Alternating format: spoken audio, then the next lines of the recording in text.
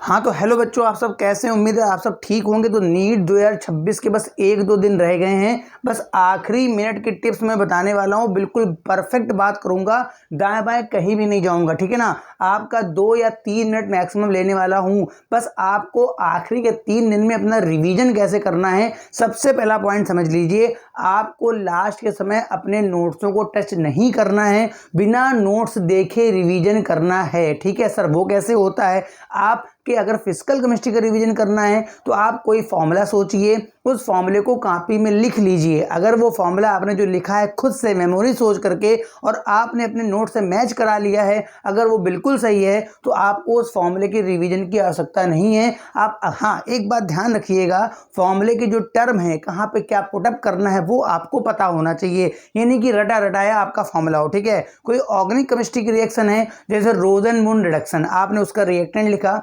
Reagent लिखा और लिख लिया प्रोडक्ट। अगर भाई साहब आपने सही लिख लिया है तो फिर उसके रिवीजन की आपको आवश्यकता नहीं है। अगर आप आखिरी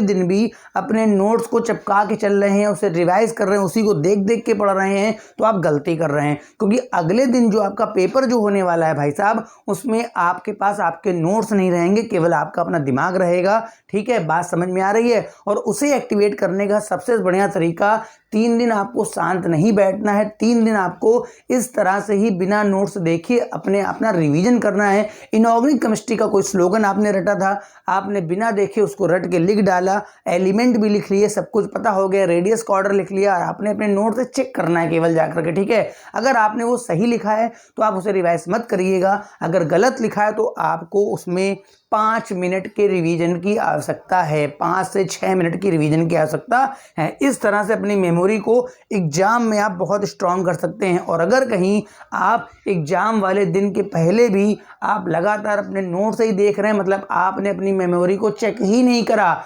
आपने अपनी दिमाग को चेक ही नहीं करा कि वो कितना एक्टिवेट हो चुका है, तो कुछ भी अगर आपको चेक करना हो, आप दिमाग में सोचिए। फॉर एग्जाम्पल हाइड्रोजन स्पेक्ट्रा का फॉर्मूला आपने सोचा कि न्यू बार का फॉर्मूला ये होता, अगर आपने लिख लिया।